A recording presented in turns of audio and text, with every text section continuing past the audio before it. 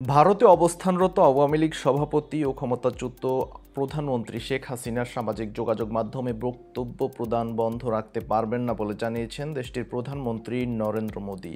কাতার ভিত্তিক সংবাদ মাধ্যম আল জাজিরার জনপ্রিয় অনুষ্ঠান টক টু আল জাজিরা একথা জানান প্রধান উপদেষ্টা ডক্টর মোহাম্মদ ইউনুস। রোববার আল জাজিরার ওয়েবসাইট এবং ইউটিউব চ্যানেলে Mohammad Yunus real reform or just a new ruling class in Bangladesh শিরোনামে সাক্ষাৎকারটি প্রকাশ করা হয়েছে। অনুষ্ঠানে ডক্টর মোহাম্মদ ইউনুস বলেন, আমরা ব্যাংককে বিমস্টেক সম্মেলনে যোগ দিয়েছিলাম। সেখানে ভারতের প্রধানমন্ত্রী নরেন্দ্র মোদী সহ জোটের সব দেশের সরকার প্রধানরা ছিলেন। প্রধানমন্ত্রী মোদীর সঙ্গে আমার বৈঠক হয়েছে। আমি স্পষ্ট করে বলেছি, আপনি যদি তাকে রাখতে চান তাহলে এ বিষয়ে আমি কিছু করতে পারবো না, কিন্তু অবশ্যই সেখানে যখন থাকবেন তার কথা বলা উচিত নয়, কারণ এটি আমাদের জন্য অনেক সমস্যা সৃষ্টি করে। তিনি বক্তব্য দিয়ে বাংলাদেশের মানুষকে উত্তেজিত করছেন এবং এজন্য আমাদের ভোগান্তি পোহাতে হয়।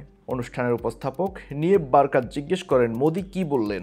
জবাবে প্রধান উপদেষ্টা বলেন, তিনি বলেছেন, ভারত এমন একটি দেশ যেখানে সামাজিক যোগাযোগ মাধ্যম সবার জন্য উন্মুক্ত।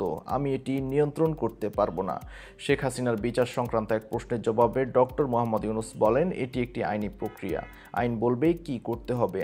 আমরা ইতিমধ্যে ভারতীয় সরকারের কাছে চিঠি পাঠিয়েছি তাকে বাংলাদেশে পাঠানোর জন্য। তারা এখনও এই বিষয়ে কোনো সাড়া দেয়নি, কিন্তু যখন আইনি প্রক্রিয়া শুরু হয়েছে আদালত তাকে নোটিশ পাঠাবে। আমরা এর অপেক্ষায় আছি।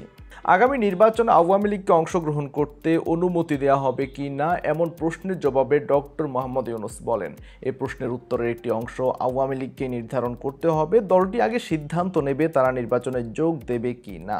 তারা এখনো কোনো ঘোষণা দেয়নি। এছাড়া নির্বাচন কমিশন কি প্রতিক্রিয়া দেয় এটি সহ অন্যান্য বিষয় রয়েছে।